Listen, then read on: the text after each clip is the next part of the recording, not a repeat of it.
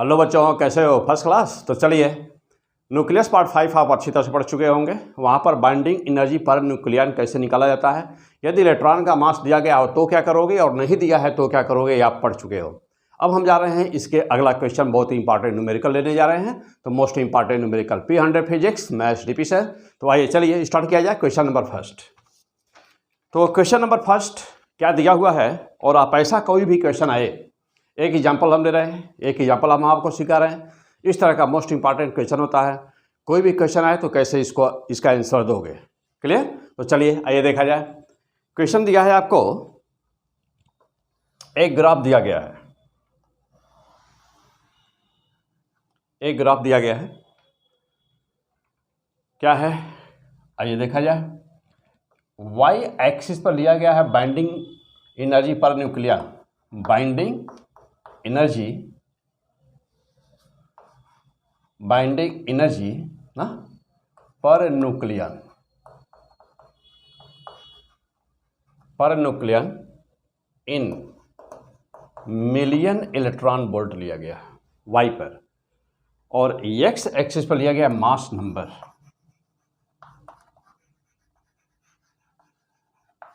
Number लिया गया। Okay, और एक ग्राफ बनाया गया है इस तरह से।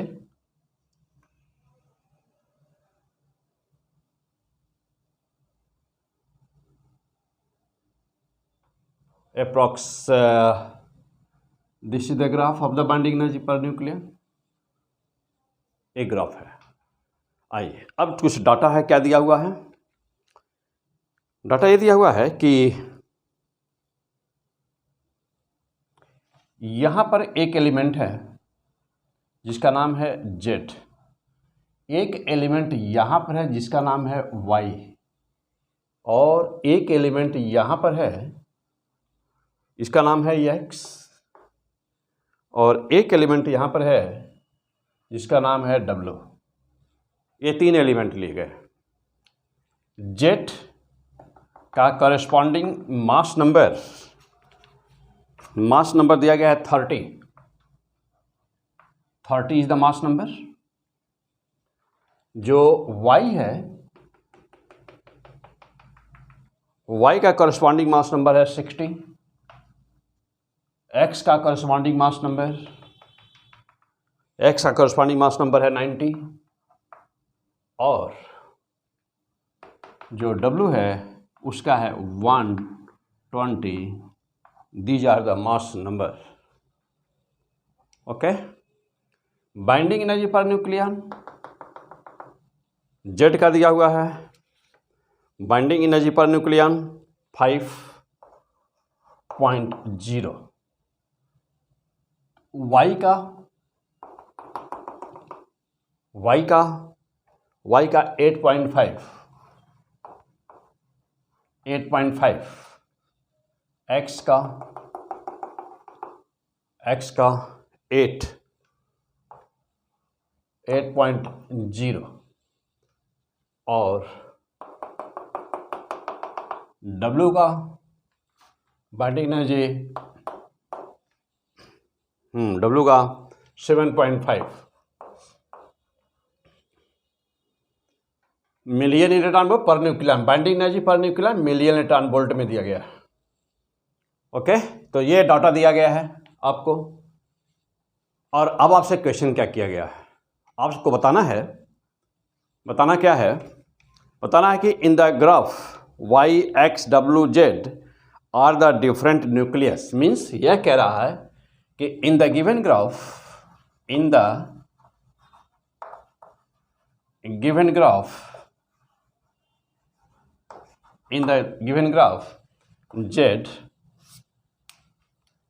Z, Y, X, W और different nuclei, then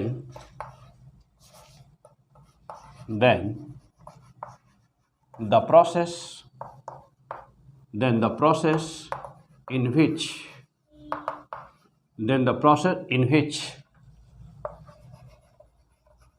energy will released, energy will release. Okay, कह रहा है कि किस प्रोसेस में एनर्जी रिलीज होगी। अब कुछ ऑप्शन दिया गया है, तो ऑप्शन क्या है, चलिए option number A. Option number A है प्रोसेस है y equivalent to 2z। B option W equal to x plus Z. C option W equal to 2y। D option W equal to y plus Z. Okay, तो ये है question,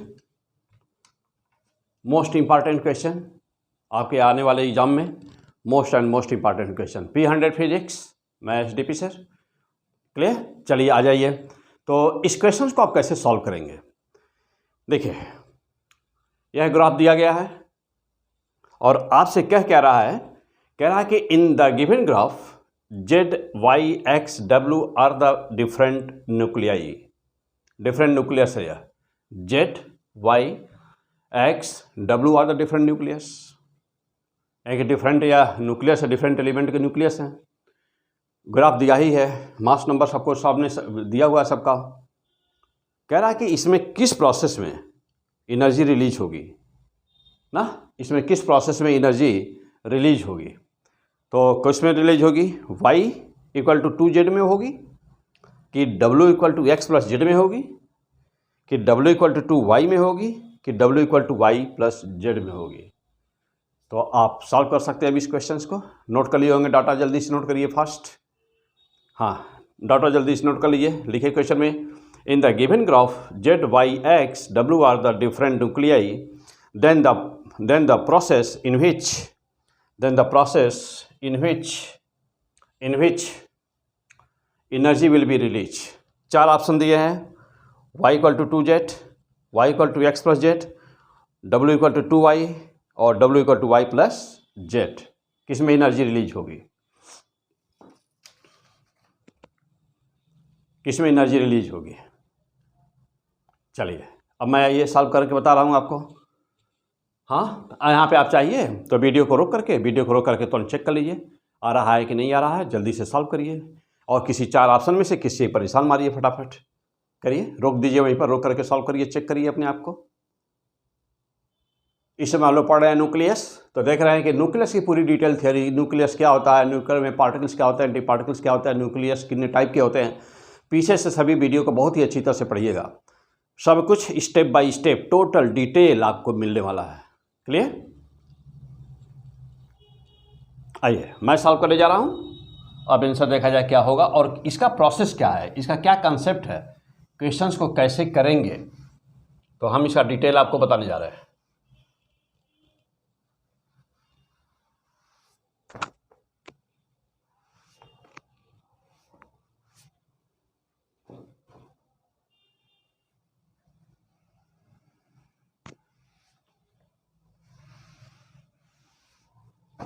हाँ, देखिए कोई भी process है,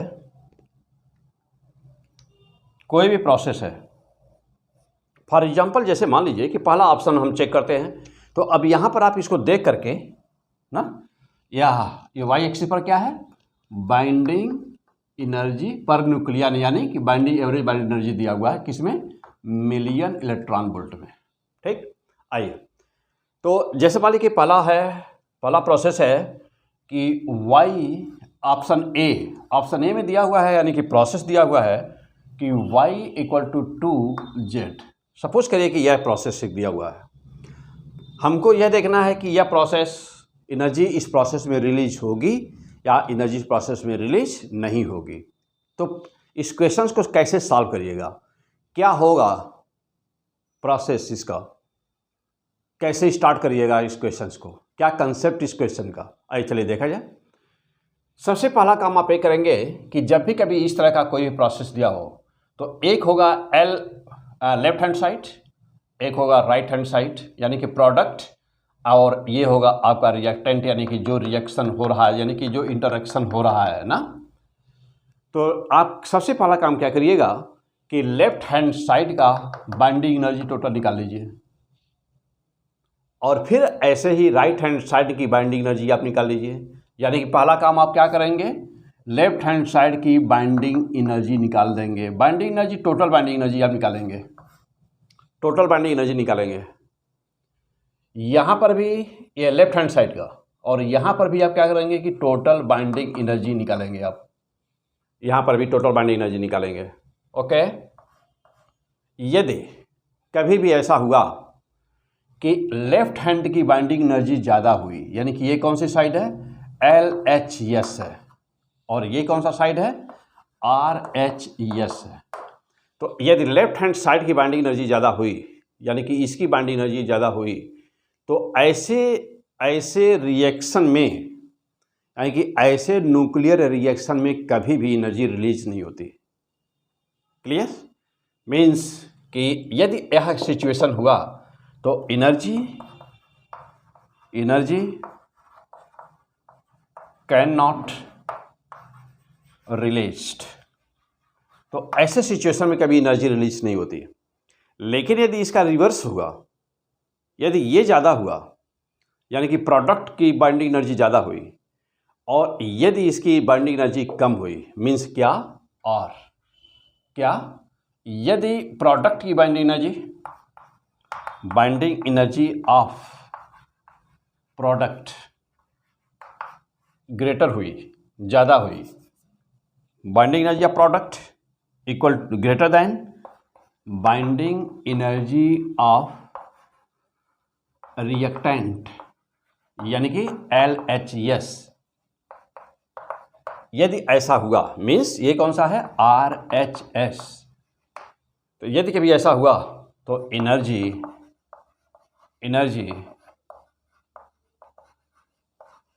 विल बी रिलीज्ड। यदि ऐसा हुआ तो एनर्जी रिलीज होगी। तो पहले तो यह समझिए, पहले तो यह अच्छी तरह से तैयार कर लीजिए, बी श्योर कि एनर्जी रिलीज होगी कब, एनर्जी कब रिलीज होगी, बी श्योर। तैयार हो गया? तो एनर्जी कब रिलीज होगी, जब राइट हैंड साइड यानी कि इक्वल के बाद वाला बाइंडिंग एनर्जी ज़्यादा हो और लेफ्ट हैंड की बाइंडिंग एनर्जी कम हो, तो उस प्रोसेस में एनर्जी रिलीज होती है। क्लियर? चलिए, और वो प्रोसेस पॉसिबल होते हैं। आ जाइए, अब देखा जाए कैलकुलेट करके। अब इसको नोट कर लीजिए कहीं पर, पहला काम है कि इसको नोट करिए, पहले यह लाइन कंडीशन नोट करिए कि एनर्जी कब रिलीज होती है, कब नहीं होती है। और अब कर करके देखा जाए उसको कि जो ऑप्शन नंबर 1 है उसमें एनर्जी रिलीज होगी या नहीं, और कैसे कैलकुलेट करेंगे, इसका प्रोसेस क्या होगा।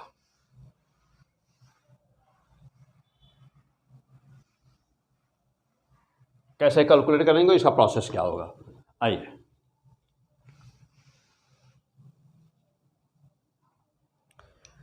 चलिए भाई, तो बाइंडिंग एनर्जी ऑफ Y कितना हुआ, Y की बाइंडिंग एनर्जी कितनी हुई। अब देखिएगा, Y पर न्यूक्लियन बाइंडिंग एनर्जी है 8.5 Y का, और देखिए कि Y का मास नंबर कितना है, 60। तो टोटल बाइंडिंग एनर्जी कितनी हो गई, तो बाइंडिंग एनर्जी ऑफ Y क्या टोटल कितना हो गया, तो Y का मास नंबर कितना है, 60। देखिए यहाँ पर मास नंबर 60, और यह पर न्यूक्लियर बाइंडिंग एनर्जी 8.5, तो 8.5 इंटू 60 मीन्स कितना हुआ, 8.85 इंटू 6 मीन्स 6 × 5 30, 0 3 48 और 3 51 51 510 मिलियन इलेक्ट्रॉन वोल्ट हो गया। अब आ जाइए, अब यहाँ राइट हैंड में चलिए, 2Z है। अब लिखिए कि बाइंडिंग एनर्जी ऑफ 2Z कितना हुआ। तो टू डिजिट दो भी देखिए, कैलकुलेशन के समय जो भी डिजिट यहाँ पर रहेगी वह डिजिट आप ऐसे ही लिए रहेंगे। 4 है, 3 है, 2 है, जो भी कुछ रहेगा ना उसको आप ले रहेंगे वैसे ही। देखिए 2 है, 2 लगा दीजिए, पहले लगा दिया। अब उसके बाद में देखिए 2 है, 2 लगा दिया। अब उसे जेड है, जेड, अब जेड को देखिए, जेड का मास नंबर 30 है, तो 2 into 30 into binding energy per nucleon कितना है 5, तो इंटू 5.05। सॉल्व कर दीजिए इसको, तो देखिए कितना आ रहा है आंसर। चलिए तो 5 गुणा 10 300, 300 मिलियन इलेक्ट्रॉन वोल्ट हो गया, 300 मिलियन इलेक्ट्रॉन वोल्ट। तो वाई देखिए, जैसा लेफ्ट हैंड की एनर्जी 510 आई, लेफ्ट हैंड की एनर्जी 510 आई, 510 मिलियन इलेक्ट्रॉन वोल्ट आई, और राइट हैंड की एनर्जी आई 300 मिलियन इलेक्ट्रॉन वोल्ट। अभी हमने क्या सिखाया था कि यदि लेफ्ट हैंड की एनर्जी ज़्यादा हो और राइट हैंड की एनर्जी कम हो तो कभी भी वह प्रोसेस एनर्जी को रिलीज नहीं कर सकता। इसका मतलब ये हुआ कि यह process can not release energy, so it can not release energy. तो यह पहले ही हम लोग श्योर हो गए कि इसका मतलब यह हुआ कि इस according this binding energy curve कभी भी y इक्वल टू 2z यह प्रोसेस संभव नहीं है। तो एक रिजल्ट आ गया, पहला रिजल्ट, यानी कि पहला ऑप्शन को चेक किया, इसमें नहीं मिल रहा है, यानी कि ये नहीं हो सकता, ये नहीं हो सकता, इसको हटा दीजिए। चलिए अब आपको इसको करना ही होगा, लेकिन जब आप 1 2 क्वेश्चन 3 क्वेश्चन जब सॉल्व कर लेंगे ना, तो आप देख करके वैसे ही आइडिया लगा लेंगे तुरंत ही इस ग्राफ पर। अभी मैं बताऊंगा शॉर्टकट कि आप देख करके आइडिया लगा लेंगे कि होगा कौन सा आंसर हो सकता है, तुरंत देख करके मार सकते निशान। लेकिन पहले डिटेल समझने के लिए, यानी पहला ऑप्शन नहीं है। आइए अब हम लोग चलते हैं दूसरे ऑप्शन पर, सेकेंड ऑप्शन को चेक करते हैं, और इससे मिलते जुलते आपको बहुत सारे क्वेश्चन आएंगे। यह क्वेश्चन कोई जरूरी नहीं है कि इसी रूप में पूछा जाए कि किससे एनर्जी रिलीज होगी, तो कैसे आप कैलकुलेट करेंगे बाइंडिंग एनर्जी, यहाँ से बहुत सारे क्वेश्चन आएंगे, इस पॉइंट पर बेस्ड होंगे। आइए अब हम बी ऑप्शन को चेक करने जा रहे हैं। बी ऑप्शन है हम लोगों का कि W इक्वल टू क्या x प्लस जेड है, W equal to X plus Z है हमारा बी ऑप्शन है। देखा जाए कि क्या ये हो सकता है या नहीं। ओके, तो बाइंडिंग एनर्जी ऑफ W पहले देख लिया जाए कितना होगा। W न्यूक्लियस का नाम है W। आइए यहाँ पर देखिए W यहाँ पर है, और इसका करस्पॉन्डिंग मास नंबर कितना देख रहे हैं ना 120, और बाइंडिंग एनर्जी कितनी पर न्यूक्लियन 7.5। तो बाइंडिंग एनर्जी आप W कितना हो जाएगा 120 गुणे कितना 7.5 कितना आया, 0 से मल्टीप्लाई हुआ 75 हो गया, तो 12 इंटू 75। ओके, तो 12 इंटू 75 कर दीजिए, 75 12 कर दीजिए, 1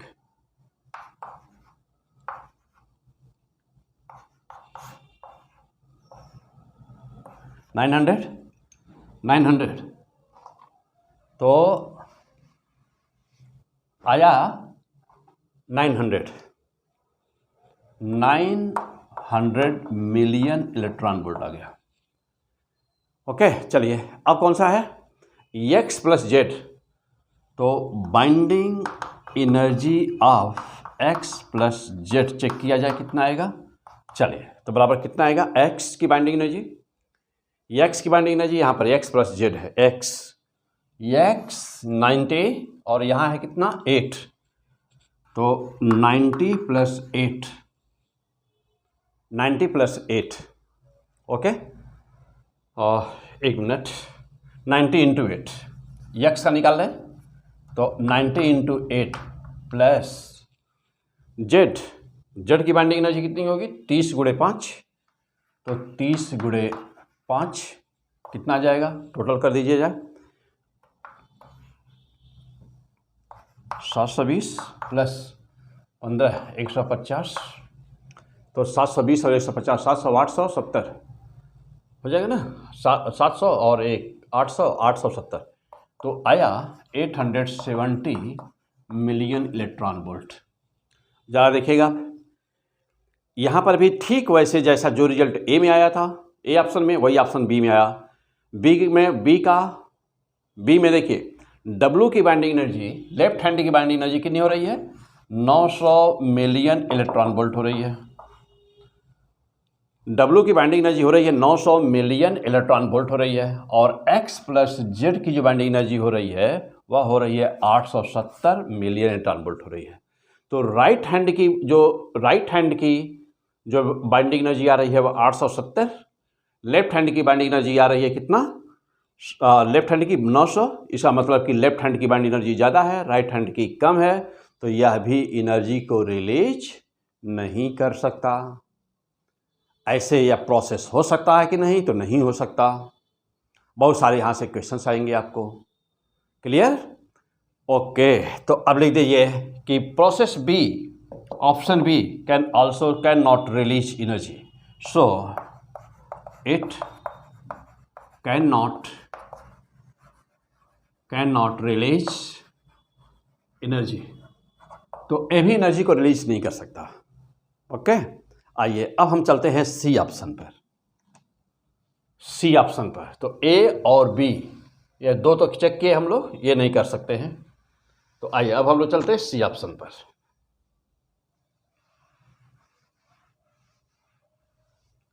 हाँ, सी ऑप्शन, आइए देखा जाए इसमें क्या है सी ऑप्शन में। चलिए, सी ऑप्शन है हम लोगों का। हाँ, सी ऑप्शन हम लोगों का क्या है भाई? तो सी ऑप्शन हम लोग का कि W इक्वल टू 2i। आइए C option W equal to 2i। अब देखिए दो बचे हुए हैं, ए और बी तो चेक हो गया। अब दो बचे हुए हैं हम लोग पास W, सी ऑप्शन है हम लोगों का W इक्वल टू 2i। आइए इसको चेक किया जाए। ठीक वैसे ही W, ये है W का मास नंबर कितना? 120 और 7.5। तो बाइंडिंग एनर्जी ऑफ W बराबर कितना होगा? तो W की बाइंडिंग एनर्जी हो गई 120 गुणे बाइंडिंग एनर्जी W 120 गुणे 7.5 बराबर कितना होगा? 12 इंटू 75 हो गया। और 12 इंटू 75 करेंगे तो हम लोग आएगा कितना? ये आ जाएगा 900 आ जाएगा ना, 900 अभी आया था, 900 मिलियन इलेक्ट्रॉन वोल्ट हो गया। अच्छा, अब आ जाइए 2y पर चलते हैं।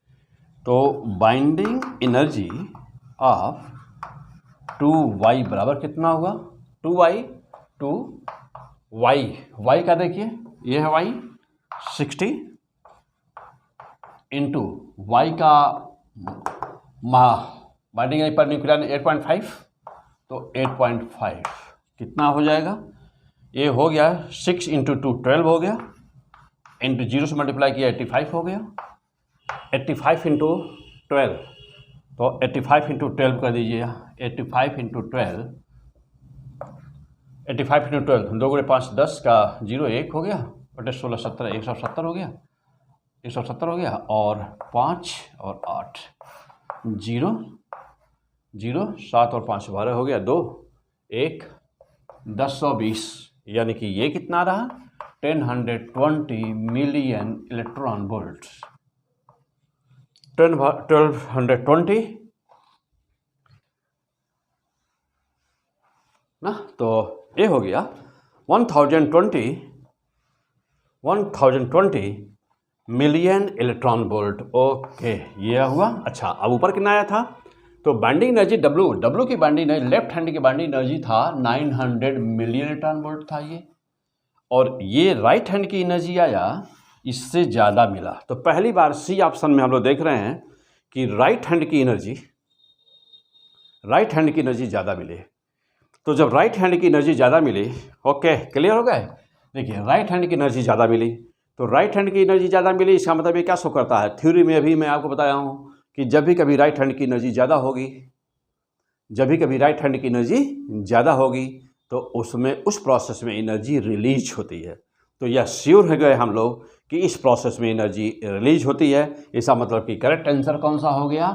सी। अब बात रही डी ऑप्शन की, तो डी ऑप्शन में साफ दिख रहा है कि y प्लस यदि हम z कर देंगे, y प्लस z में बहुत ही कम था, देख रहे हैं ना, तो y में z जोड़ देंगे तभी 2y के बराबर वह नहीं होना है। इसका मतलब ये हुआ कि द आंसर क्या मिला, तो answer is C option is the correct option. C option is the, this option is the correct option.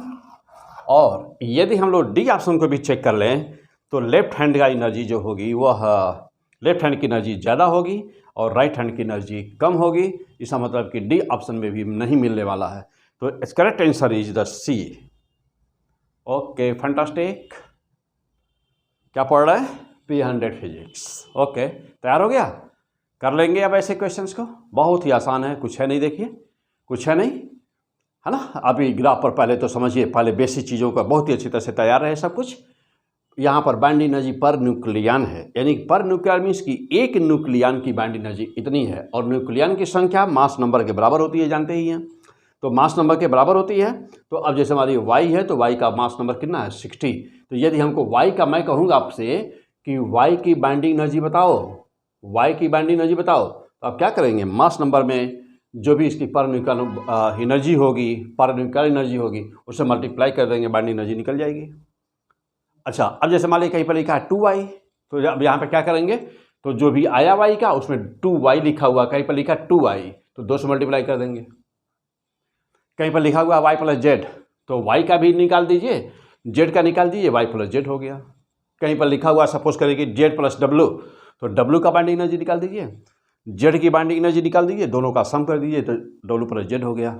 Fantastic, no problem. अरे बोलो भाई, कोई दिक्कत नहीं ना? ओके, आगे बढ़ा जाए। तो ये था हम लोगों का मोस्ट इंपॉर्टेंट क्वेश्चन। चलिए अब इसके आगे दूसरे टाइप पर चलते हैं। तो दूसरे टाइप पर अभी हम लोग देखे होंगे कि न्यूक्लियस पार्ट 5 में हमने आपको बाइंडिंग एनर्जी पर न्यूक्लियन कैसे निकालेंगे, मास डिफेक्ट कैसे निकालेंगे। तो अभी हमने आपको बहुत एग्जाम्पल, बहुत इंपॉर्टेंट न्यूमेरिकल वहाँ पे समझाया हुआ है ना। तो अब हम यहाँ पर 2 न्यूमेरिकल्स अभी देखिए, अभी एक 2 न्यूमेरिकल और लेते हैं फर्स्ट क्लास का, फैंटास्टिक न्यूमेरिकल्स लेते हैं। और न्यूमेरिकल्स ऐसे जो आपके पूरे कंसेप्ट को क्लियर कर दें। छोटी छोटी बातें तो आप जानते हैं, है ना। तो लेकिन ये भी सब कुछ छोटी ही छोटी बातें हैं। जानते हैं कि जब आपको आता है तो वो बात छोटी हो जाती है, नहीं आता है तो बड़ी हो जाती है। तो सब कुछ सीखने की ज़रूरत है, ठीक है। चलिए अगला क्वेश्चन लेते हैं, पहले इसको हटा दें।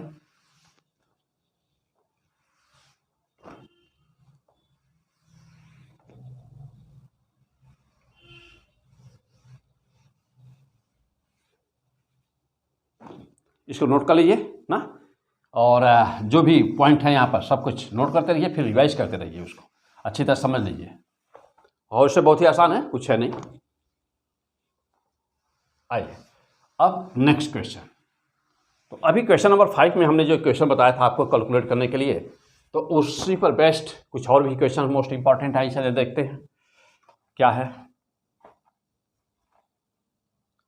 अगला क्वेश्चन है हम लोगों का कि आइए अगला क्वेश्चन, नेक्स्ट क्वेश्चन। मैं क्वेश्चन एक लिख रहा हूं और आप इस क्वेश्चन को नोट कर लें। आइए क्वेश्चन, हाँ क्या है क्वेश्चन कि let an electron and its antiparticle collides. Let electron and its anti particle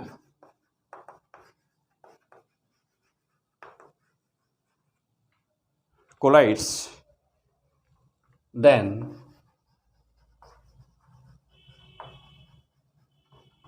how much energy will released। तो कह रहा है कि then how much energy will be released। यदि एक इलेक्ट्रॉन और एक पॉजिट्रॉन, यानी कि एक इलेक्ट्रॉन और उसका एंटी पार्टिकल आपस में कोलाइड करें, कोलिजन हो, तो कितनी एनर्जी रिलीज होगी, ये है क्वेश्चन। अब यहाँ पर कुछ बातें दी हुई हैं। क्या दिया हुआ है? तो दिया हुआ है कि मास ऑफ इलेक्ट्रॉन, तो मास ऑफ इलेक्ट्रॉन आपको दिया हुआ है ME इक्वल टू, तो मास ऑफ इलेक्ट्रॉन दिया हुआ है 9.1 इंटू 10⁻31 किलोग्राम, ये दिया हुआ है। क्लियर? एंड रेस्ट मास आप जानते हैं क्या होता है फोटोन का, और पॉजिट्रॉन का एंटी पार्टिकल जो होगा तो उसका भी मास, यही मास तो उतना ही होगा, उसका भी होगा वही मास। हाँ चलिए क्वेश्चंस को करेंगे कैसे, ट्राई टू डू, कोशिश करिए इस क्वेश्चंस को आप कैसे करेंगे। एक इलेक्ट्रॉन और उसका एंटी पार्टिकल आपस में कोलिजन कर रहे हैं, तो कह रहा है कि इस प्रोसेस में एनर्जी कितनी रिलीज होगी। तो सबसे पहले तो आपको मैं अब सॉल्व कर रहा हूँ, ठीक है। आप चाहिए करना तो तुरंत ही वीडियो वहीं रोक करके सॉल्व कर लीजिए, मैं कर रहा हूँ। चलिए देखिए, तो पहली बात यह है कि एक इलेक्ट्रॉन और उसका एंटी पार्टिकल होता कौन है, उसका एंटी पार्टिकल कौन है, तो उसका एंटी पार्टिकल कौन है, तो एक इलेक्ट्रॉन मीन्स कि -1 बीटा 0 प्लस इसका एंटी पार्टिकल यानी कि +1 बीटा 0 ना, तो -1 +1 ये दोनों, तो ये क्या हो गया, ये हुआ इलेक्ट्रॉन और ये क्या हुआ, ये हुआ पॉजिट्रॉन, आप कहते हैं इसी को, ये हुआ पॉजिट्रॉन, इलेक्ट्रॉन और पॉजिट्रॉन।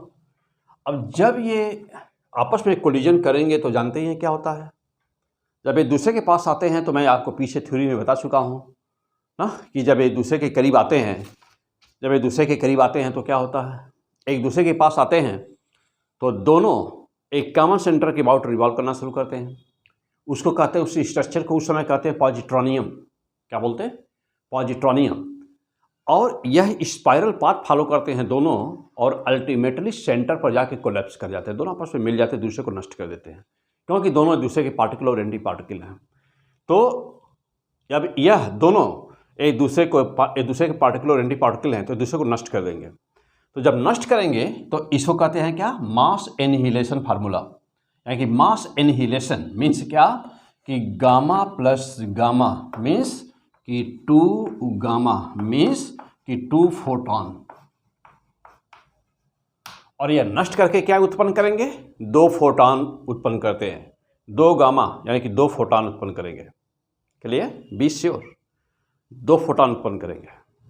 अब बात रही है कि अभी अभी जो प्रोसेस आपने पढ़ा हुआ है कि एनर्जी रिलीज कितनी होगी, एनर्जी रिलीज कितनी होगी, ओके, तो ये आपको देखना है कि कितनी एनर्जी रिलीज होगी। Okay, come on the point now. अच्छा देखिएगा, ये प्रोसेस है लेफ्ट हैंड और यह प्रोसेस है राइट हैंड। तो राइट हैंड में गामा प्लस गामा ना, गामा प्लस गामा यानी कि इसका इक्विवेलेंट रिलेशन यदि ऐसे लिखा जाए कि फोटॉन प्लस एनर्जी, यही ना। अब कितने फोटॉन, यानी 2 फोटॉन है तो 2 चाहे तो लगा दें, तो 2 फोटॉन प्लस एनर्जी रिलीज होगी। अब इसी एनर्जी की वैल्यू को पूछा जा रहा है कि यह एनर्जी कितनी होगी। तो अल्टीमेटली इस इक्वेशन को हम लोग कहते क्या हैं, तो आप पीछे पढ़ चुके हैं, कई जगह आया हुआ है, पीछे वीडियो में लेक्चर सब पढ़ते आ रहे हैं ना, सिस्टमैटिक सारे लेक्चर्स पढ़ते आ रहे हैं, तो आप पीछे मिला होगा आपको। इस प्रोसेस को कहते हैं व्हाट, मास एनिहिलेशन प्रोसेस। इस प्रोसेस को कहते हैं मास एनिहिलेशन प्रोसेस बोलते हैं इसको ना, मास एनिहिलेशन प्रोसेस। और इसी का रिवर्स जो होता है उसको कहते हैं पेयर प्रोडक्शन। इसके रिवर्स प्रोसेस को कहते हैं पेयर प्रोडक्शन, और ये क्या है, मास एनिहिलेशन प्रोसेस। आ जाइए अब जा देखा जाए क्या होगा भाई। मास एनिहिलेशन प्रोसेस में लेफ्ट हैंड का मास हम यदि देखें कि लेफ्ट हैंड का मास कितना है, मीन्स कि कितना मास इसमें पार्टिसिपेट कर रहा है, तो करना क्या है, जितना मास इसका है उतना ही मास इसका है। तो mass of electron, mass of किसका, इलेक्ट्रॉन प्लस पॉजिट्रॉन कितना हुआ, तो मास ऑफ जितना इसका है उतना ही इसका भी है। इसका मतलब ये हुआ कि 2 ले लिया जाए और मास ऑफ इलेक्ट्रॉन से मल्टीप्लाई कर दिया जाए, आंसर आ जाएगा। तो 2 इंटू मास ऑफ इलेक्ट्रॉन हम लोग लिए हुए थे 9.1 इंटू 10⁻31 ये मास था, मल्टीप्लाई कर दीजिए, 2 18 18.2 इंटू 10⁻31 किलोग्राम। तो this is the mass of the what, electron plus positron. Left hand का मास आ गया, लेफ्ट हैंड का मास पूरा हो गया, आइए, प्रोसेस अच्छी तरह सीखिए। क्या पढ़ रहे हैं? Modern physics, P100 physics, okay ना। तो लेफ्ट हैंड का पूरा मास देख लिया आपने। अब आप राइट हैंड का मास देखते हैं। जानते हैं कि फोटॉन का रेस्ट मास 0 होता है। Rest mass of the photon is 0। चलिए, तो अब यहां पर आपसे पूछा क्या है? यहां पर आपसे पूछा है, यहां पर इस क्वेश्चन में पूछा है कि कितनी एनर्जी रिलीज होगी, और एक बात यहां पर मोस्ट इंपॉर्टेंट और जोड़ दिया जाए उसमें कि जो फोटॉन है उसका वेवलेंथ क्या होगा। यानी कि 2 क्वेश्चन आपको हैं, तो पहला भी आ सकता है, दूसरा भी आ सकता है, या दोनों भी आ सकते हैं।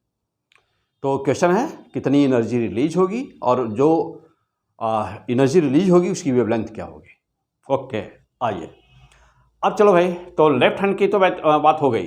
अब राइट हैंड में चूंकि फोटॉन है, और फोटॉन का रेस्ट मास क्या होता है? 0, जानते हो। तो जब फोटॉन का रेस्ट मास 0 होता है, इसका मतलब ये हुआ कि what is the mass defect. इस प्रोसेस में मास डिफेक्ट कितना हुआ? तो डेल्टा m बराबर कितना हुआ? जो मास आया हुआ है 18.2 इंटू 10⁻³ kg, ये मास आया हुआ है। माइनस क्या? माइनस फोटॉन का मास, और फोटॉन का मास 0। इसका मतलब कि डेल्टा m जो एनर्जी में कन्वर्ट होने जा रहा है 18.2 इंटू 10⁻³ kg ही है। इतना है।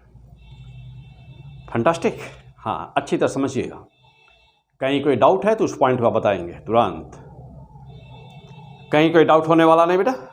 लेफ्ट हैंड का टोटल मास निकाल दो, देख लो टोटल मास कितना है लेफ्ट हैंड में। तो देखिए यहाँ पर क्या था? इलेक्ट्रॉन, और यहाँ पर क्या था? पॉजिट्रॉन। दोनों का मास निकाल दिया हम लोगों ने, और फिर यहाँ पर राइट हैंड में देखा कि राइट हैंड का मास कितना है, तो 2 फोटॉन है, और फोटॉन का रेस्ट मास 0। तो इसका मतलब ये हुआ कि जो टोटल मास एनर्जी में कन्वर्ट हो रहा है वह कितना है? 18.2 इंटू 10⁻³ किलोग्राम हो गया। चलिए, यहाँ तो नोट कर लिया पॉइंट। इक्वेशन नोट हो गया सबका? इक्वेशन को नोट करिए जल्दी से। चलिए अब आगे, इसके बाद अब क्या करना है? आपको जब ये पता चल जाता है कि किसी भी न्यूक्लियर प्रोसेस में मास डिफेक्ट कितना हो रहा है, यदि AMU में मास है, यदि मास AMU में है ना, यदि मास AMU में है तो आप सीधे मास डिफेक्ट यदि AMU में है तो आप कहते हो कि 1 AMU बराबर 931.5 मिलियन इलेक्ट्रॉन वोल्ट। इसलिए इतने AMU में कितना होगा निकाल देते हो, सीधे 931.5 मल्टीप्लाई कर देते हो। लेकिन यहाँ पर क्या मास किलोग्राम में है, तो जब किलोग्राम में है तो आइंस्टीन इक्वेशन लगाना होगा। चलिए आइए देखा जाए एनर्जी कितनी होगी। ये नोट कर लिया पॉइंट, हटा दें अब इसको।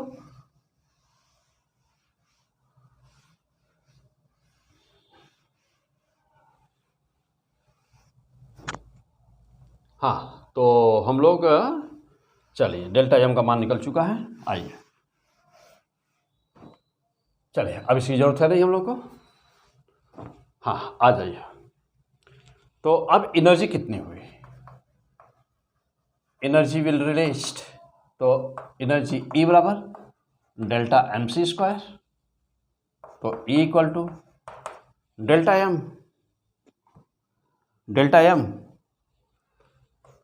18.2 इंटू 10⁻³ इंटू C² 3 इंटू 10⁻8 का होल स्क्वायर। E बराबर 18.2 into 10⁻31 into 9 into 10⁻16 million electron no joules. हाँ, किलोग्राम में ना, इसलिए जूल। आइए E बराबर कितना आएगा, मल्टीप्लाई कर दिया जाए तो आ जाएगा 18.2 और इंटू 9 है 18 हो गया, 8 1 और 9 × 8 9 72 73 को 3 7 में 9 और 9 और 7 16 163.8। तो यहाँ आया मल्टीप्लाई करने पर, एक बार फिर से चेक कर लें तो मैं लेख हो गया।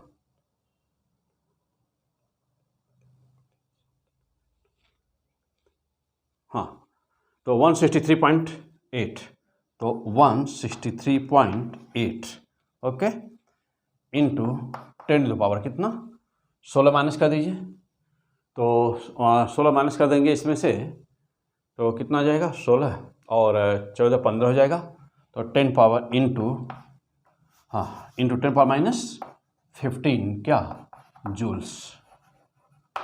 जूल्स हो गया। आ जाइए, तो E इक्वल टू कितना हो गया, तो E इक्वल टू अप्रॉक्स हम लोग इसको लिख सकते हैं 1.64 भी लिख सकते हैं, वो 10 पावर माइनस 13 कर सकते हैं ना। हाँ, 2 इधर चला जाए, ठीक है, तो 1 ये लिख सकते हैं हम लोग 1.64 अप्रॉक्स 1.64 कर सकते हैं इसको 1.638, तो यानी 1.64 कर सकते हैं into 10 to the power minus कितना 13 जूल्स कर सकते हैं। ओके, हाँ, दिस इज द एनर्जी, इतनी एनर्जी, इतना जूल एनर्जी आई, यानी कि इतनी जूल एनर्जी रिलीज होगी पक्का, इतनी जूल एनर्जी रिलीज होगी। लेकिन आंसर मिलियन इलेक्ट्रॉन वोल्ट में दिया है, जो ऑप्शन दिया है मिलियन इलेक्ट्रॉन वोल्ट में दिया है।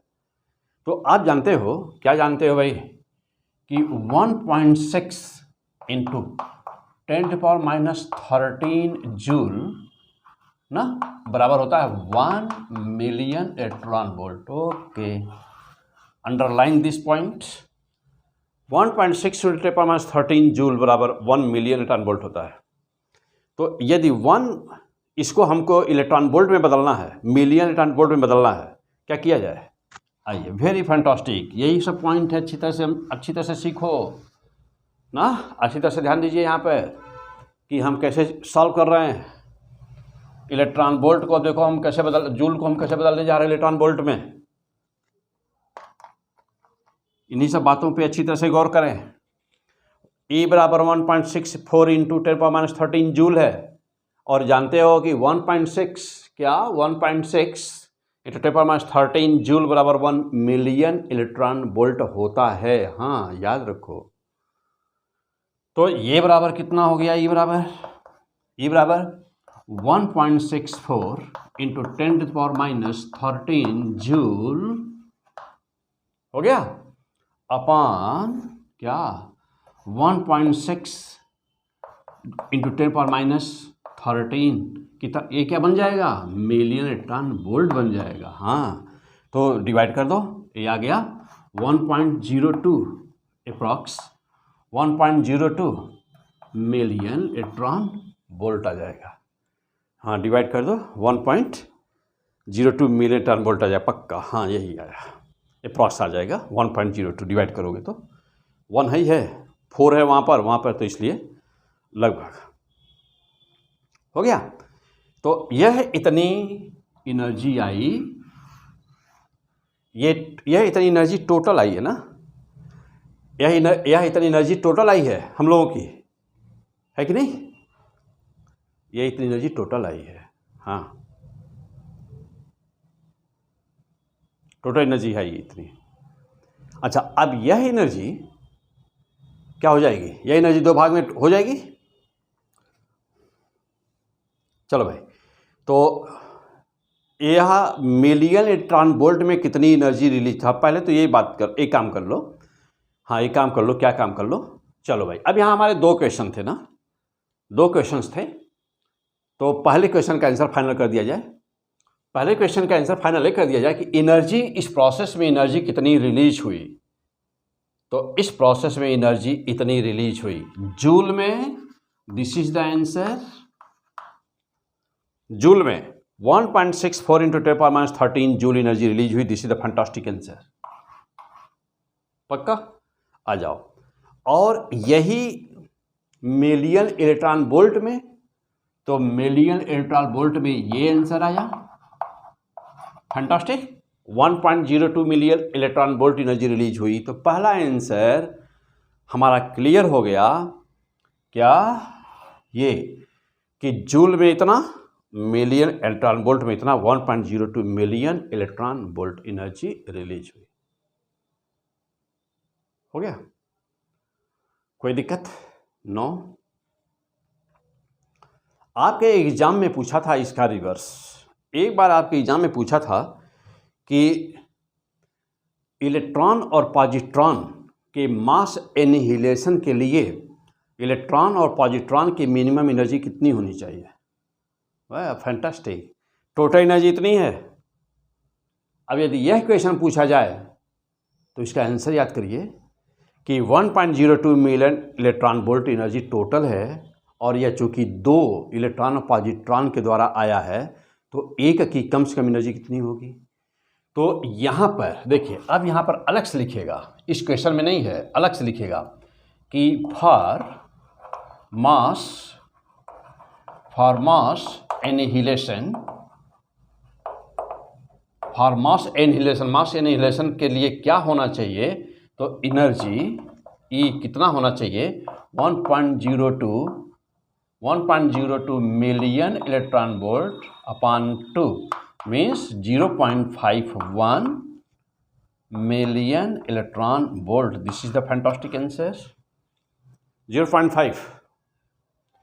0.51 मिलियन इलेक्ट्रॉन वोल्ट ईच यानी कि पॉजिट्रॉन का भी इतना होना चाहिए और इलेक्ट्रॉन का भी इतना होना चाहिए, तब जाकर के मास एनिहिलेशन प्रोसेस एग्जिस्ट करेगा।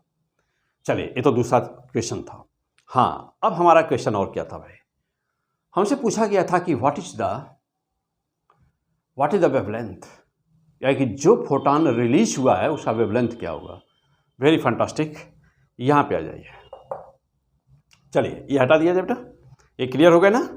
चलिए, अब मिलियन इलेक्ट्रॉन वोल्ट से तो हम वेवलेंथ निकालेंगे नहीं, क्या ज़रूरत है, इसलिए कि जूल है तो जूल वाला है तो वेवलेंथ निकालना है एमकेएस सिस्टम में, तो जूल वाली एनर्जी ले लीजिए, द बेस्ट। चलिए, अब हम इसको हटा देते हैं, ये सॉल्व हो गया, नोट कर लेंगे अच्छी तरह से पूरा। बहुत ही अच्छा कॉन्सेप्ट बेटा, यहाँ पर कुछ भी मिस ना होने पाए।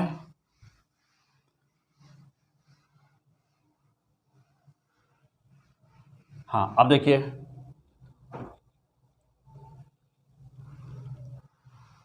पूछा गया था वेवलेंथ हम लोगों से, तो वेवलेंथ कैसे निकालेंगे हम लोग?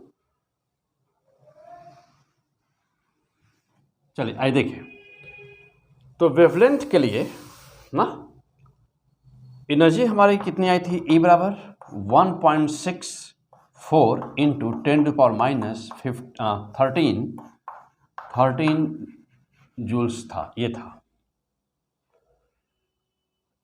अच्छा, अब चूंकि यह जो एनर्जी है जूल में, यह एनर्जी 2 फोटॉन के बीच बटा हुआ है ना, तो एनर्जी ऑफ 1 फोटॉन कितनी हुई?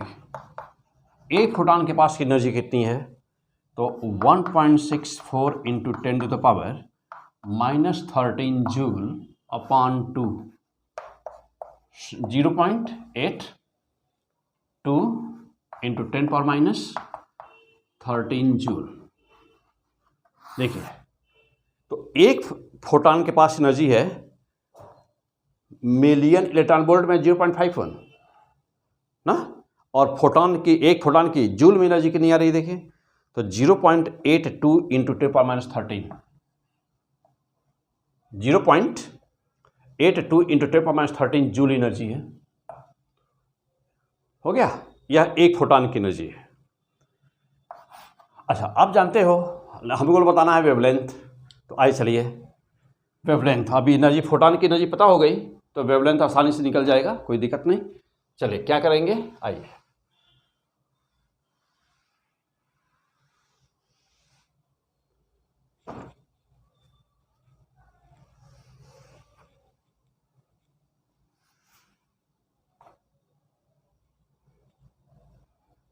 हाँ, चलो भाई, तो जानते हो कि E बराबर क्या होता है? एच न्यू, या E बराबर HC बाई लेमडा होता है। लेमडा बराबर क्या हो जाएगा? Lambda equal to HC upon E। Lambda निकल जाएगा। तो लेमडा बराबर कितना हुआ, H means 6.6 into 10⁻34 joule second, यानी Planck constant, into C speed of the light 3 into 10⁸ metre per second upon E energy कितनी आई है, तो एनर्जी है 0.82 into 10⁻13 joule. Now solve this, lambda will be how much, इसी को solve कर दीजिए। तो इसको सॉल्व करेंगे तो चलिए इसको सॉल्व करेंगे तो आएगा क्या, सॉल्व कर दिया जाए तो ये आएगा 24 इंटू 10⁻13 मीटर। 24 ये सॉल्व करने के बाद आएगा 24 इंटू 10⁻13 मीटर ना। सॉल्व कर लीजिए, चेक कर लीजिए इसको सॉल्व करके।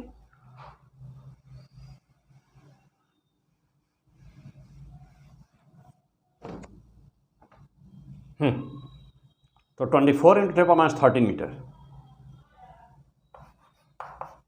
लेमडा इक्वल टू, हाँ 24, तो यह आया lambda equal to so much, यानी कि लेमडा बराबर कितना ले सकते हैं हम लोग, तो लेमडा बराबर ले सकते हैं 0.024 इंटू 10⁻10 मीटर, मीन्स कि लेमडा बराबर 0.024 एंगस्ट्रॉम। दिस इज द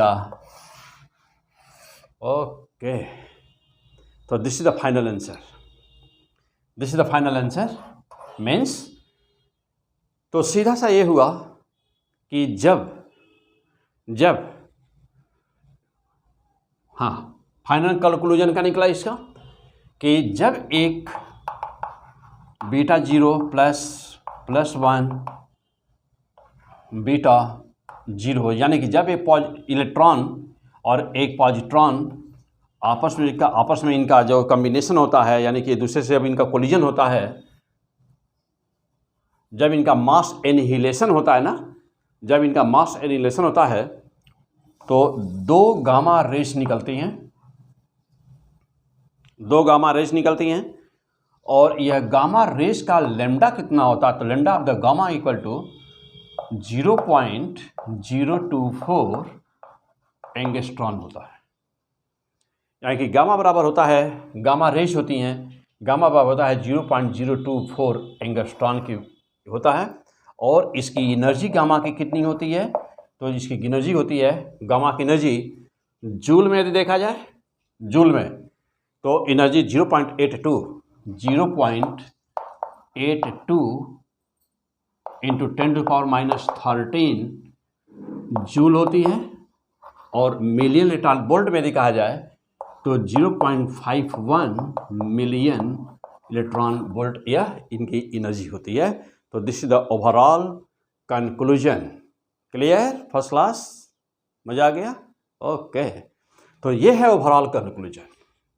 तो कैसे क्वेश्चन को सॉल्व करना है, लेफ्ट हैंड की एनर्जी, राइट हैंड की एनर्जी, ये सबसे क्या मतलब है, कैसे आप इसको सॉल्व करेंगे, तो ये ओवरऑल प्रोसेस। आइए अब एक क्वेश्चन और लिया जाए। हाँ, एक क्वेश्चन और लेते हैं, फर्स्ट क्लास क्वेश्चन। चलिए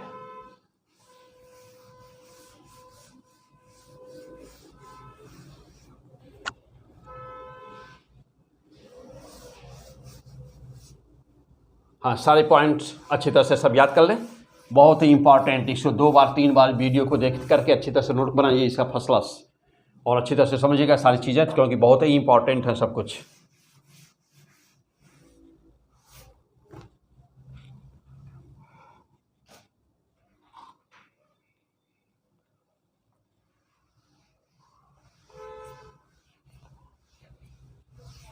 आइए तो अगला क्वेश्चन,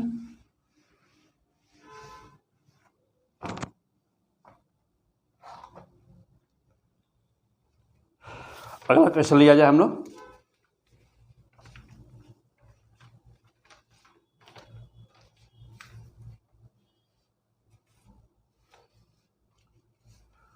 चलिए, बहुत ही इंपॉर्टेंट यहाँ पर क्वेश्चन है क्या, कि in the process of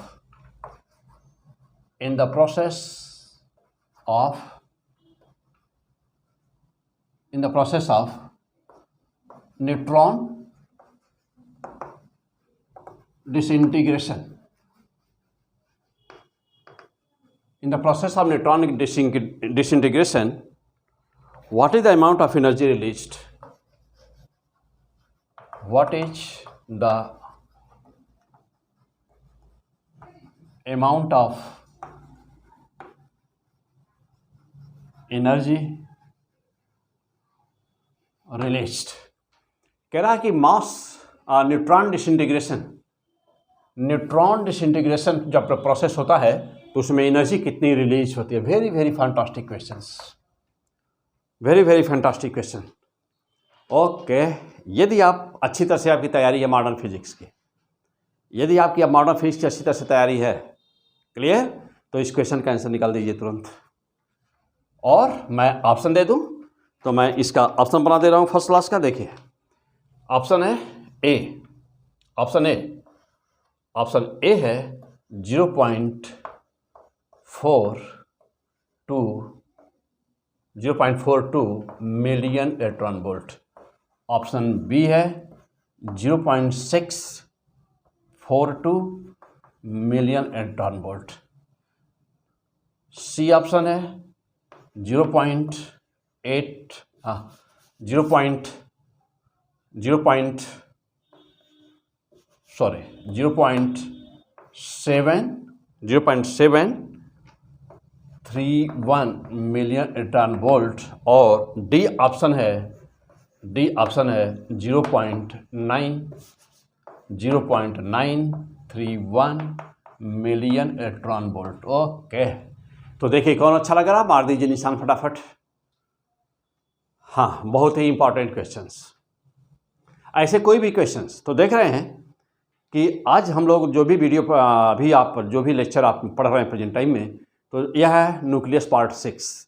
nucleus part 6 में प्योर न्यूमेरिकल सब देख रहे हैं फर्स्ट क्लास। अभी जस्ट इससे पहले आप देखे होंगे न्यूक्लियस पार्ट 5, तो वहाँ पर देखें बाइंडिंग एनर्जी पर न्यूक्लियन कैसे निकाला जाता है, वहाँ पर भी हमने सिखाया है, यहाँ पर भी सिखा रहे हैं। तो एक टाइप का एक टॉपिक के क्वेश्चन सब एक जगह आपको मिल रहे हैं, हर जगह ना, हर चैप्टर में। तो फर्स्ट क्लास, चलिए तैयार करिए अपना। ओके, आइए अब इसका आंसर निकाल दीजिए आप। आपको इस क्वेश्चन को सॉल्व करने के 2 मिनट का समय देता हूँ। 2 मिनट में यदि आप क्वेश्चन निकाल देते हैं तो इसका मतलब यह है कि फैंटास्टिक है, आपकी मॉडर्न फिजिक्स अच्छी है। नहीं निकल पा रहा है तो नो प्रॉब्लम, मैं अभी सिखाने ही जा रहा हूँ, कोई चिंता की बात नहीं है आपको करने की। हाँ, वीडियो को रोक करके सॉल्व कर दीजिए। मैं शुरू करूँ? चलिए, आप कर चुके होंगे। आइए, तो आप जानते हैं कि सबसे पहला पॉइंट तो यहाँ पर हमको ये देखना है ना, जो सबसे पहला पॉइंट हमको देखना है वो ये कि मास डिसइंटीग्रेशन पहले तो होता ही क्या है, मास न्यूट्रॉन डिसइंटीग्रेशन। तो न्यूट्रॉन डिसइंटीग्रेशन होता ही क्या है, तो आपको याद आ रहा होगा रेडियो एक्टिविटी चैप्टर। तो रेडियो एक्टिविटी में क्या था, रेडियो एक्टिविटी जब आप चैप्टर पढ़े हुए थे तो रेडियो एक्टिविटी में क्या था, क्या कि अल्फा का एमिशन कहाँ से होता है, आप श्योर एंड क्लियर है। तो टनल इफेक्ट रेडियो एक्टिविटी वाले चैप्टर में, फिर हम बैक यहाँ रिवाइज नहीं करना चाहते सारी बातें। तो टनल इफेक्ट, अल्फा एमिशन कैसे होता है, वहाँ पर आपका तैयार होगा, श्योर तैयार होगा फर्स्ट क्लास ना। आपका एग्जाम करीब आ गया है तो तैयार होगा, पक्का तैयार होगा। तो अल्फा का एमिशन कैसे होता है, बीटा का एमिशन कैसे होता है, गामा का एमिशन कैसे होता है। जानते हैं कि बहुत सारे टनल इफेक्ट है, पोटेंशियल बैरियर है, गामा पोटेंशियल है, सब कुछ वेल डिस्कस किया गया है। तो फिर आप रेडियो एक्टिविटी के सारे पार्ट वहाँ पे जा करके क्लियर कर लेंगे। थोड़ा भी डाउट होता है तो, यदि तैयार है तो कोई बात ही नहीं, तैयार है तो बहुत अच्छा। बीटा का एमिशन कैसे होता है, तो बीटा का एमिशन आप जानते हैं कि बीटा का एमिशन कैसे होता है। बीटा का एमिशन न्यूट्रॉन के डिसइंटीग्रेशन के कारण होता है। क्या प्रोटॉन का भी डिसइंटीग्रेशन होता है? यस, प्रोटॉन का भी डिसइंटीग्रेशन होता है। क्या पॉजिट्रॉन एमिशन भी होता है? हाँ, अवश्य होता है, पॉजिट्रॉन एमिशन होता है, फर्स्ट क्लास होता है। कहाँ है सब कुछ? P100 फिजिक्स पर, P100 फिजिक्स पर सब कुछ रेडियो एक्टिविटी वाले चैप्टर में विधिवत दिया हुआ है। ठीक, तो वहाँ देखने की जरूरत है उसको। फिलहाल अपने क्वेश्चन पे चलते हैं। In the process of the neutron disintegration. तो जब न्यूट्रॉन डिसइंटीग्रेशन होता है तो होता क्या है ना, वो ही वाला न्यूट्रॉन जो अल्फा पार्टिकल के जिसका एनर्जी इक्वा पोटेंशियल से ज़्यादा था, अल्फा पार्टिकल के फॉर्मेशन में भाग नहीं ले पाया था, हाईली एक्साइटेड होने के कारण क्या हुआ था, उसका डिसइंटीग्रेशन हो गया था और डिसइंटीग्रेट होकर के क्या बना दिया था, टूट करके एक प्रोटॉन प्लस एक प्रोटॉन प्लस एक बीटा और प्लस एंटी न्यूट्रिनो। ओके, तो 0n1 इस रिएक्शन को यदि लिखा जाए तो बना क्या, 0n1 यानी कि ये प्रोटॉन था, ये एक न्यूट्रॉन था, यह डिसइंटीग्रेट हुआ तो बनाया क्या डिसइंटीग्रेट होकर के, एक प्रोटॉन बनाया था 1h1 प्लस क्या बनाया था, एक बीटा बनाया था -1 बीटा 0 प्लस और क्या बनाया था, एक एंटी न्यूट्रिनो बनाया था, कुछ और था। तो अभी वहाँ तो कुछ और नहीं बताया गया था, तो अब यहाँ पर कहाँ से कुछ और आ गया, हाँ कुछ और मीन्स प्लस एनर्जी था, प्लस एनर्जी था। तो वहाँ क्यों नहीं बताया गया था, वहाँ इसलिए नहीं बताया था, किसी जरूरत ही नहीं थी, हम लोगों को तो वहाँ पर खाली इक्वेशन बताना था, बैलेंस करना था। और जानते हैं कि मोस्ट इम्पॉर्टेंट इक्वेशन है, यह अवश्य ही आपके एग्जाम में आने वाला क्वेश्चन है। अच्छा, अब इस क्वेश्चन में यहाँ पर एनर्जी देखिए प्लस करके जोड़ दी गई है, प्लस एनर्जी करके जोड़ दी गई है। तो इस क्वेश्चन में एनर्जी इसलिए लिया गया है कि जो एनर्जी इस प्रोसेस में रिलीज होती है वही इसमें पूछा गया है। अब पहले आपके एग्जाम में क्या आ चुका है, आपके एग्जाम में ये इतना आ चुका है कि बीटा का एमिशन कैसे होता है। अब जरा देखिएगा।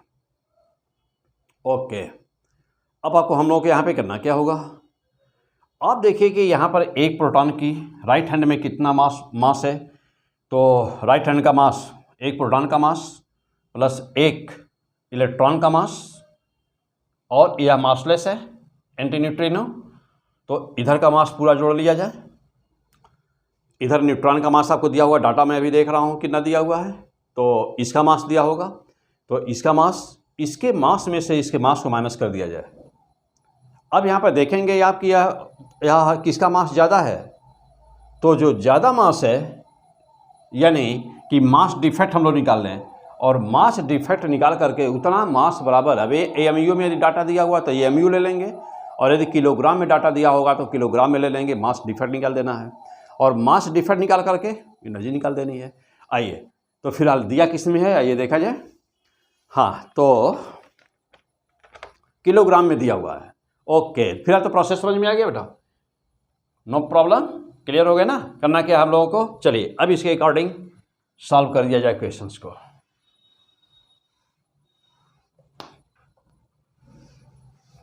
हाँ, तो राइट हैंड में क्या था, राइट हैंड में हम लोग का पहले प्रोटॉन था, तो mass of proton mp, mass of proton दिया है 1.6728 इंटू 10⁻⁻27 kg, ये मास दिया हुआ है, प्रोटॉन का मास दिया है। और मास ऑफ इलेक्ट्रॉन दिया हुआ है me, मास ऑफ इलेक्ट्रॉन भी दिया हुआ है, ये दिया है किलोग्राम में 0.0009 इंटू 10⁻27 किलोग्राम। ओके, देखिए तो प्रोटॉन का मास और इलेक्ट्रॉन का मास से दिया हुआ है, यानी कि जो राइट हैंड में हमारा बीटा पार्टिकल आया हुआ था, तो बीटा पार्टिकल का मास यानी कि इलेक्ट्रॉन के मास के बराबर है बीटा पार्टिकल का मास। दोनों एक ही चीज़ है, एनर्जी का डिफरेंस होता है उनमें, उनके स्पीड का डिफरेंस होता है। यहाँ मास की बात हो रही थी, तो मास हमने इलेक्ट्रॉन का मास, देखिए बीटा का मास है, मास ऑफ इलेक्ट्रॉन है, लेकिन यही मास ऑफ बीटा पार्टिकल है ना, मीन्स कि यही क्या है, यही है मास ऑफ बीटा पार्टिकल, यही है mass of the beta particle. यदि इन दोनों के मास को जोड़ दिया जाए, इनका सम कर दिया जाए, तो चलिए 1 2 3 4 1 2 3 4, ओके डायरेक्ट यही सम कर देते हैं। तो इंटू 10⁻⁻27 kg। अच्छा, एक चीज़ और, ये तो जानते ही हो कि इलेक्ट्रॉन का मास आप जानते हैं कि 9.1 9.1 इंटू 10⁻³ किलोग्राम होता है। लेकिन इसमें जोड़ना 27 के ऑर्डर में, तो देखिए वह 3 स्थान है ना, -31 है, तो 31 यानी कि 4 स्थान उसको ले लिया गया है, तो 1 2 3 4 यानी 27 के ऑर्डर में लिखा गया है, इसलिए ऐसे लिखा गया है। आपको वही वाला है 9.1 इंटू 10⁻31 ही वाला है, कोई नया नहीं है। हाँ, अब आ जाइए एडिशन करिए। चलो बेटा एडिशन करो। 9 और 8 कितना होगा? 17 7 हो गया, 7 हो गया, और 1 तो 1 इसमें जोड़ दोगे, हाँ 1 इसमें जोड़ोगे तो ये 3 हो गया, ओके, और ये तो 7 ही रहा, और ये 6 ही रहा, और यहाँ पे क्या आया? 1 आया। तो देखिए 1.673, हाँ 9 8 17 हो गया बेटा, 7 हो गया, और 2 1 यहाँ पे 3 हो गया, और 7 हो रहा, ठीक, ओके। 1.6737 × 10⁻27 किलोग्राम। तो ये रहा क्या? ये रहा राइट हैंड का मास। और न्यूट्रिनो का मास होता नहीं, न्यूट्रिनो का मास होता नहीं, ओके। और अब आ जाओ लेफ्ट हैंड के मास को देखिए। लेफ्ट हैंड में कौन सा हमारा है? न्यूट्रॉन है। तो मास ऑफ न्यूट्रॉन देखिए कितना बेटा? तो Mn क्या? Mass of neutron. तो मास ऑफ न्यूट्रॉन Mn, इसकी वैल्यू दी हुई है 1.674 इंटू 10⁻27 इंटू 10⁻27 किलोग्राम, ओके हो गया। अब जरा ध्यान दीजिएगा, तो आपको इक्वेशन पहले तो तैयार है ना? इक्वेशन जो मेन इक्वेशन था वो तैयार है ना? मेन इक्वेशन मीन्स क्या? जो वही न्यूट्रॉन का डिसइंटीग्रेशन कैसे हुआ था। तो 0n1 बराबर, जल्दी बोलिए क्या था इक्वेशन? मास डिसइंटीग्रेशन, सॉरी न्यूट्रॉन का डिसइंटीग्रेशन, हाँ क्या था? जल्दी बोलिए, बहुत ज़रूरी है बीटा। आपसे क्वेश्चन पूछेगा कि न्यूक्लियस के अंदर जब नेगेटिव कोई पार्टिकल नहीं होता है तो फिर बताओ कि वहाँ से नेगेटिव चार्ज वाला बीटा का एमिशन कैसे होता है। Most important question. तो क्या करोगे? इक्वेशन याद रखना होगा ना। तो पूछा गया कि कैसे होता है, तो कहोगे न्यूट्रॉन के डिसइंटीग्रेशन के कारण होता है। तो न्यूट्रॉन के डिसइंटीग्रेशन का इक्वेशन क्या है? 0n1 equal to 1 beta plus 1 proton plus 1 antineutrino plus energy लिखा है तो ठीक, नहीं लिखा है कोई बात नहीं, लेकिन आपके क्वेश्चन में एनर्जी ही कैलकुलेट करने को बोला है, इसलिए एनर्जी यहाँ लिखा गया। याद है ना? चलो अब क्या करोगे? अब जब देखोगे एनर्जी रिलीज कब होगी? जब राइट हैंड वाला ज़्यादा होगा, लेफ्ट हैंड वाला कम होगा, तब एनर्जी रिलीज होगी। अब जैसा आ जाओ देखो भाई, तो राइट हैंड, तो यहाँ पर क्या हो रहा है? 1.67, अब यहाँ पे क्या है? 1.67, यहाँ है 3.7, और वहाँ पर क्या है? वहाँ पर है 4, तो 1.674, और वहाँ है 1.6737, और वहाँ पर 1.6747 है यहाँ बेटा, एक डिजिट और है 47। अब मास डिफेक्ट, तो डेल्टा एम की वैल्यू निकाल दिया जाए, डेल्टा एम की वैल्यू निकाल दिया जाए ना। तो आ जाइए डेल्टा एम की वैल्यू, तो डेल्टा एम कितना आया? जो भी मास डिफेक्ट आ रहा है उसको वैल्यू निकाल दीजिए। कौन ज़्यादा है बेटा? 1.67, 1.673 और 1.674, ये 47 ये ज़्यादा है, तो 1.6747 minus 1.6737 into 10⁻27 kilogram mass defect निकाल दीजिए। कितना आया ये? माइनस कर दीजिए। तो माइनस करने के बाद देखो कितना आ रहा, हम किए हुए बेटा 0.0013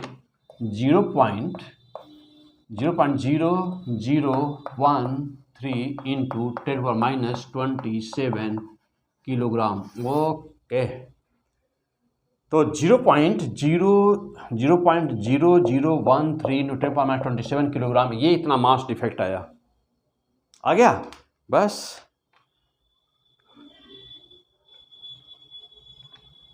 हाँ,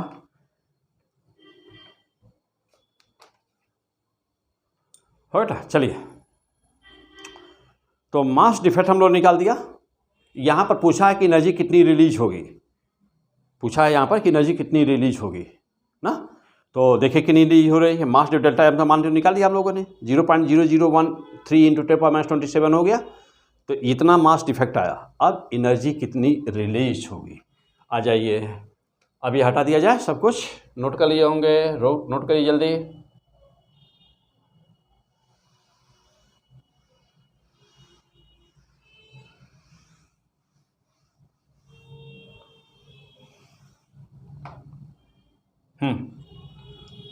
तो एनर्जी E बराबर delta M C square, delta M का मान आ चुका है 0.0013 into 10⁻27 M C square 3 into 10⁸ का होल स्क्वायर ना। सॉल्व कर दीजिए, देखिए कितना रहा है। तो 0.0013 इंटू 10⁻27 इंटू 9 इंटू 10⁻16 जूल्स।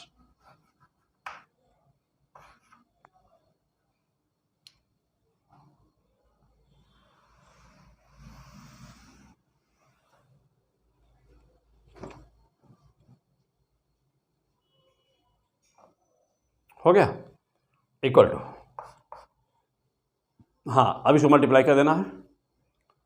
चल बेटा 16 है, ये 27 है, तो पहले तो मल्टीप्लाई कर दें। 9 गुणे 3 करिए, 27 को 7 हो गया 2, 11 हो गया,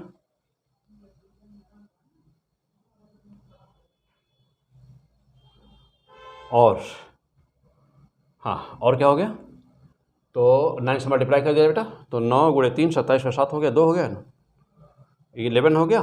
अच्छा और दशमलव हो गया 1 2 3 4, तो 1 2 3 4 0.0117 इंटू 10⁻, कितना आएगा, तो 16 और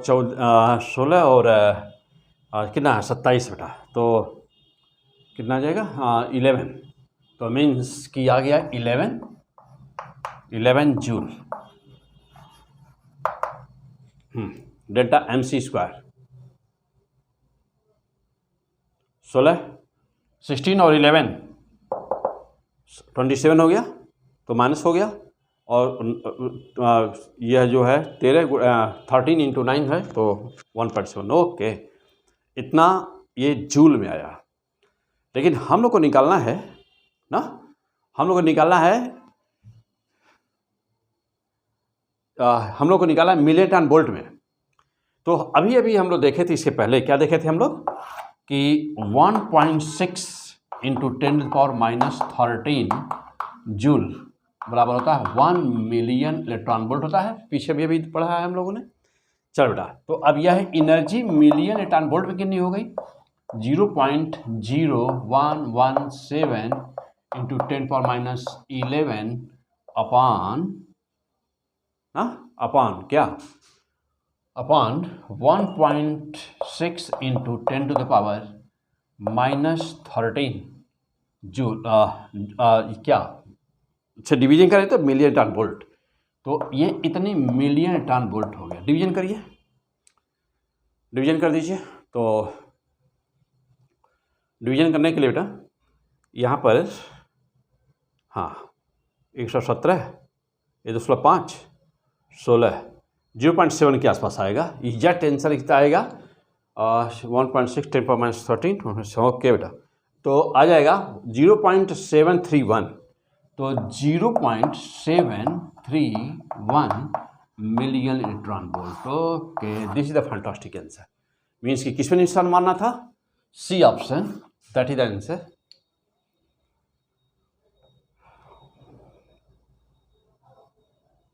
हो गया। आइए, तो अब यहाँ पर देखा आपने क्या कि किस प्रोसेस में एनर्जी रिलीज होगी, किस प्रोसेस में एनर्जी नहीं रिलीज होगी, और एनर्जी रिलीज होगी तो कितनी एनर्जी रिलीज होगी। ऐसे क्वेश्चंस को आप कैसे करेंगे, बाइंडिंग एनर्जी कर्व दिया रहेगा, तब आप न्यूमेरिकल को कैसे सॉल्व करेंगे। तो अभी हम लोग पढ़ रहे हैं न्यूक्लियस। तो न्यूक्लियस का ये पार्ट है 6। न्यूक्लियस का पार्ट अभी आप पढ़े हैं, बहुत छोटा वीडियो था, एक ही क्वेश्चन वहाँ पर अच्छी तरह से समझाया गया था।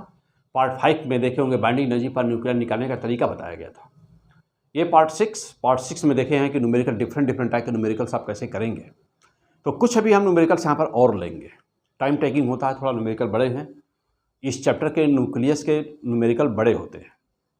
जो भी क्वेश्चन मॉडर्न फिजिक्स बहुत ही आसान होता है, लेकिन इस चैप्टर से जो न्यूमेरिकल होते हैं, न्यूक्लियस वाले न्यूमेरिकल है, न्यूक्लियर फिजन, न्यूक्लियर फ्यूजन के जो न्यूमेरिकल आएंगे तो वह हमेशा बड़े न्यूमेरिकल्स होते हैं, कैलकुलेशन थोड़ा ज़्यादा होता है। इसीलिए जनरली देखते होंगे कि थ्योरेटिकल क्वेश्चन पूछ देता है, लेकिन न्यूमेरिकल यदि एक भी रहा, दो भी रहा, तो वही डिसाइडिंग हो जाता है। डिसाइडिंग इसलिए हो जाता है कि बहुत सारे बच्चे इसको सॉल्व नहीं करते। वो क्यों? प्रैक्टिस नहीं किए होते हैं। और जब प्रैक्टिस नहीं किए होते हैं तो एग्जाम में तुरंत जानते हो सॉल्व होना नहीं है। अब एग्जाम में सॉल्व होना, पहले से ना किए रहिए तो सॉल्व होना है, कदापि नहीं होगा।